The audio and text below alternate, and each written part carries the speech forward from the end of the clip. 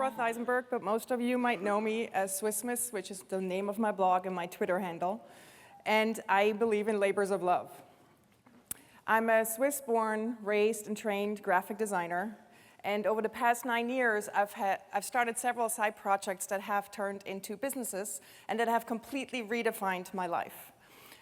They are my blog, Swiss Miss, a co-working space called Studiomates, a lecture series called Creative Mornings, a to-do app called Tattly, and a temporary tattoo shop called Tattly. I'm also a wife and the mother of 2. This is my husband Gary and my son Thilo and my daughter Ella. Who here has kids? I'm sure you all agree with me that there's no other moment in life where you really look at yourself and where you are and how you've become what you are and where you want to go, like that moment when you hold your child in your arms. And I can say for a fact that if it wasn't for my daughter Ella and for my son Thilo, I would not be standing here today. They have been my biggest career catalysts, also known as kick in the butt, that I could have ever imagined. When I got pregnant with Ella, I really started taking inventory of my life, and I really looked at where I was, and I was very honest with myself because I realized there were a few dreams that I hadn't addressed. For example, I've always wanted to run my own design studio, but for some reason I was waiting for that magical, perfect moment, you know, like angelic choir coming down telling you, Tina, you should start your business right now. And I realized that will never happen because the right moment is now. So I did a slightly crazy thing and started the design studio the day my daughter was born. It worked out for me. I was very lucky. I had very prestigious clients right away. I was really busy. And then fast forward 3 years later, I got pregnant again with my son Thilo, and I did the same thing again. I took inventory of my life and of my dreams, and I realized, wait a second, I really don't want to have clients. So I looked at what made me happy, and I realized it was really my side project, and I was really not made for the service industry. And I decided, because my blog created some passive income through ad revenue, I realized that I want to try and do an experiment. I'm going to go a 1-year client sabbatical and see what happens. The birthdays of my children remind me every year of the turning points in my life. My daughter just turned 8, which means that's when I went on my own and started my design studio. My son, a few months ago, turned 4, which means that's when I left the client work and really focused on my own work. And I can say for a fact that my kids have completely pushed me professionally and in my personal life. But most of all, the most important part that my kids have taught me is that while I really, really love my work is not me. My kids made me go home. I had to leave work. I had to leave the office. I really needed that. I no longer work late at night, and I no longer work weekends. And what has happened is actually I work more efficiently and just more focused. And what is interesting is that I'm realizing now, I've started my business at the same time I became a parent. There's incredible similarities between growing a business and raising children. And I want to give you 5 very personal rules that have sort of emerged over the past few years. So a few months ago, I came home and my son Thilo ran up to me and said, Mommy, Mommy, Mommy, what's this guy's name? I'm really not very knowledgeable when it comes to superheroes. So I turned to Google and I went down a massive rabbit hole of superhero powers. I found out his name is Cyborg, and large portions of his body have been removed by mechanical parts. He has all kinds of powers, and he has a laser pointer finger, which is really cool. But I didn't stop there. I went into this. I researched all of the other superheroes, and I learned that, for example, Wonder Woman was trained in hand-to-hand combat, and she can talk to animals. And did you know that actually Batman has no superpowers? He just has an unstoppable determination. I found it incredibly fascinating. So while I was doing all of this research on superheroes, I sort of asked myself, so wait a second, what if I was a superhero? What would my superpower be? And it didn't take me very long to find out that this would be me, and I would have an E for Captain Enthusiasm on my outfit. I am quite certain that my ability to raise enthusiasm amongst people is my biggest driver of success, is my biggest asset. And some people might say that confidence can do the same thing, but I disagree. Because confidence is always about yourself, while enthusiasm is about something else. Confidence is impressive, while enthusiasm is infectious. Confidence is serious, while enthusiasm is fun, and fun wins.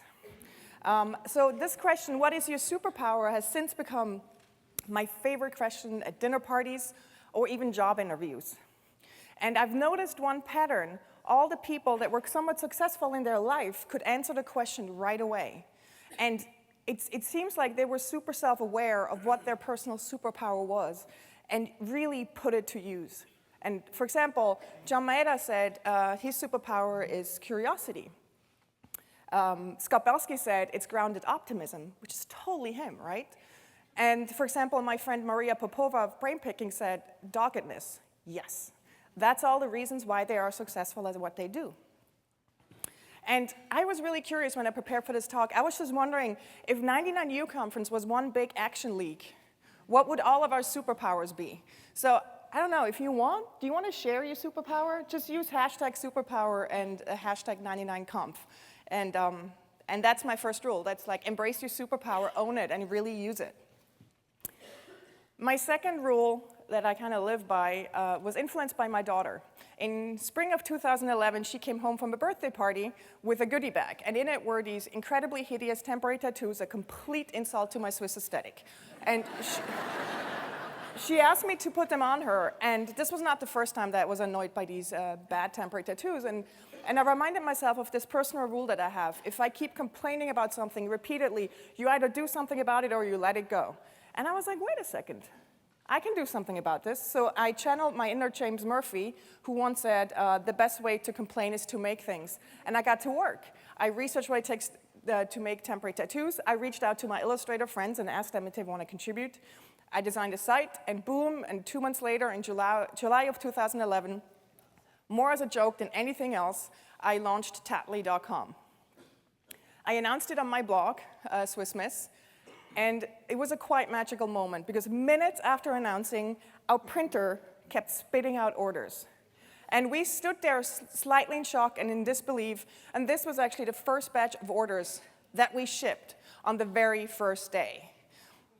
And I want to take a moment and just say, can we just acknowledge how amazing the internet is?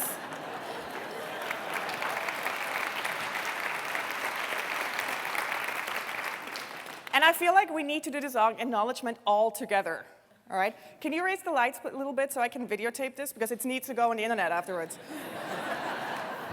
Can you, at the count of 3, say really enthusiastically, yay, internet with me? All right, 1, 2, 3. Yeah! Oh my God, this is so good. Thank you.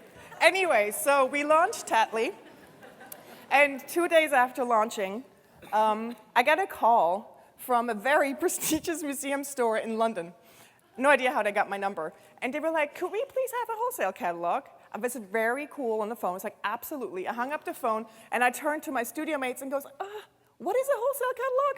So that made me realize we probably need to take this more seriously, and we started working on the wholesale catalog that day.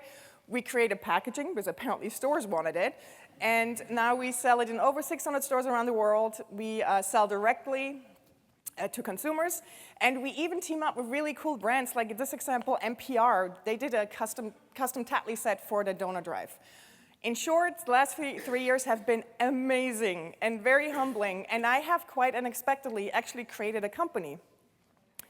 And the beauty of getting into a field that you know nothing about, because I've never sold a product before, is that it's quite liberating. It's like when you become a parent for the first time. You're just full of hope and I can do this. If I would, I'm not sure if I would start a retail e-commerce product company again, because now I know how much work it is, and that it ends up being like a team of 12 that needs to run this. But what makes me really, really happy is that Tattly embodies a lot of my personal values. And I want to give you a few examples. For example, on the back of the packaging, we always, we celebrate the artists online and on the packaging wherever we can. And I believe that the secret sauce to a creative life is actually passive income because it frees you up to work on other stuff. So for every Tattly sold, our artist gets a really generous cut. And the commission is way higher than the industry standard, and it makes me really happy. Or if you order online from us, an envelope would look like this. It looks like as if your mom or your friend sent you something in the mail. And we use real stamps. And that's really important to me. And that's a reason why I didn't use a fulfillment center, because they would just slap a UPS label on it. I love you, UPS, but it just doesn't look as friendly.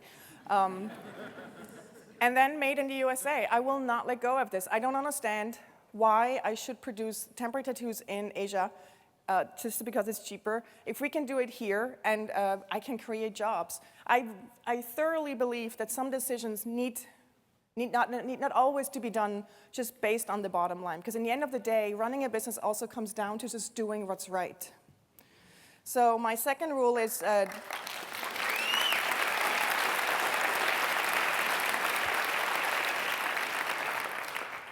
my second rule is don't complain, make things better, which pretty much applies to my whole, like all of the side projects that I've started.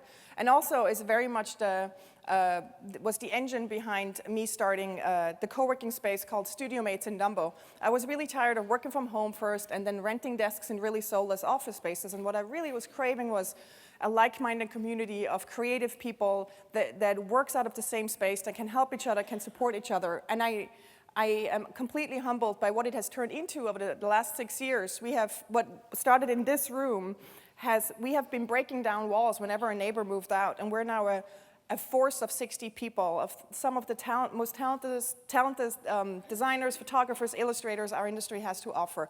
And I know for a fact that there's a lot of things I would not have started if it wasn't for the support of my studio mates. And there's a wonderful quote by Seth Godin in which he says, "Who you hang out with determines what you dream about and what you collide with. And the collisions and dreams lead to your changes, and the changes are what you become. Change the outcome by changing your circle." Studiomates has completely changed my outcome. And what I've realized is that real connections are really not made behind a screen. They're made in person. It's the moments in between when you have lunch together or you just take a quick break. And that's also the reason why I started Creative Mornings. 5.5 years ago, attending a lot of conferences, I really craved an event that was more accessible than conferences and happened on a regular basis. So basically, we all come here because we want to meet, right? And we want to get inspired. Yet there's a lot of people that can't come because it's too expensive or it's too far away, and then they only happen once a year. So I started a lecture series that happened once a month in New York City for the creative community, absolutely free, with a little breakfast, a 20-minute talk, and then you go off to work. And I was running it alone here in New York, and just studios kept reaching out to me and said, like, hey, I would love to host it. And we had to go to bigger and bigger venues to the point where now we easily fill a 500-people venue. And this one, for example, was at the Metropolitan Museum with the advertising legend George Lois. And I was always a little bit surprised why it was so successful, until I came across this quote by Clay Shirky, in which he said, "We systematically overestimate the value of access to information and underestimate the value of access to each other." And it completely made sense. And then 2 years in, after running it, I started being approached by people around the world that wanted to take Creative Mornings to their cities. And I figured, why not? And now we're in, I just can't believe how many dots there are on this map. We're in 80 cities, in over 40 countries. There's over 7,000 people getting together every single month on a Friday morning. And I just want to show you a few photos of events that happen every month around the world. And I don't know if you've seen the Pharrell Oprah moment. This is my Pharrell Oprah moment. Berlin, Oslo, Warsaw, Los Angeles, Budapest, Lima, Bangalore, Zurich, Seattle, San Francisco, Paris, Auckland, New Zealand, and then this one was in a tent in Atlanta. How cool is that? And all these talks have a theme, a monthly theme, and they all go on our site so you can watch them afterwards in case there is no Creative Mornings in your city. And all of this only happens because we have this incredible, remarkable group of hosts and volunteers around the world.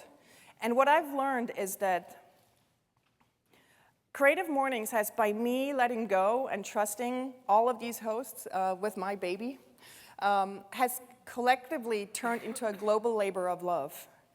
And I am just so impressed by all the interactions I have with the hosts. This is a remarkable group of people. And I know for a fact that my Studiomates and the hosts of Creative Mornings have made me a better person. So this is rule number 3, choose wisely who you hang out with. And that brings me to my fantastic team. This is Team Tattly and Team Creative Mornings, and security, Sheila the dog. They're a remarkable group of young, smart, resourceful people. And I'm really honored that I get to work with them every day. But most of all, they're fun. A lot of people that follow me on Instagram, on Twitter,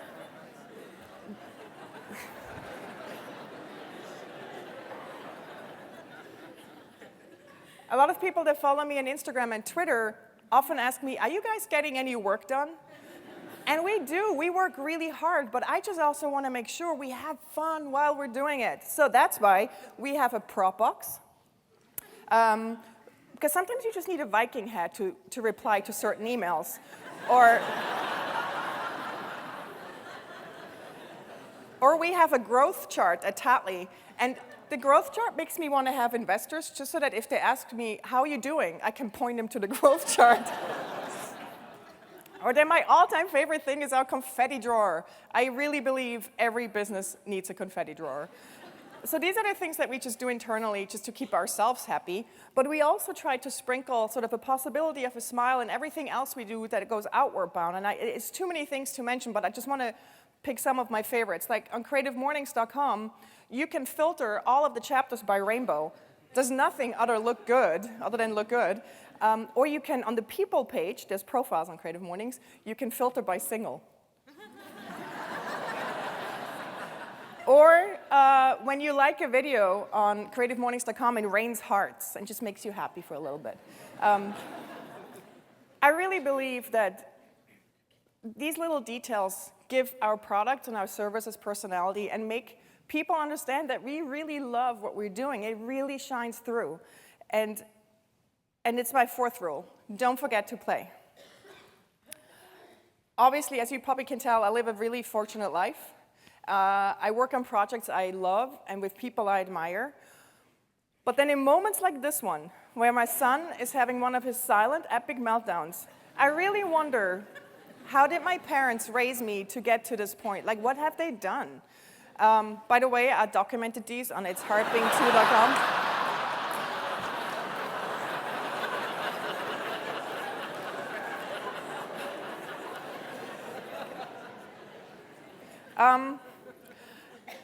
I think a lot about what it means to be a good mom, and I think a lot about what it means to be a good boss. And if I learned one thing in doing both, is that in having these roles, you need to really be able to articulate what you stand for, what you believe in, and what your values are. And I believe in an environment of kindness, respect, and trust. I believe in an environment where you can be vulnerable and make mistakes. I believe in an environment where we push each other to be better and shine the light on others.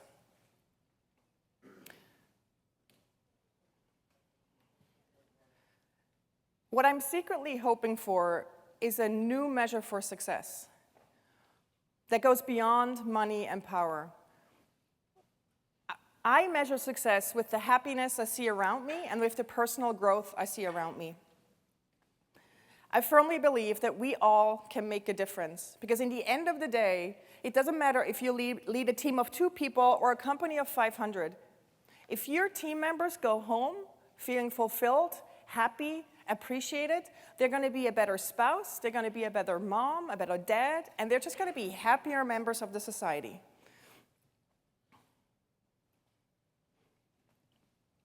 So I obviously am no expert on leadership, and I'm far from perfect, but what I'm trying to be is just the best mom and the best boss I can be. And if you just take one thing away from this talk, I would hope for it to be that when you go back to your work to your families, that you really think about is what you can do to bring just a little bit more heart, a little bit more kindness, a little bit more sense of generosity and play into your environments.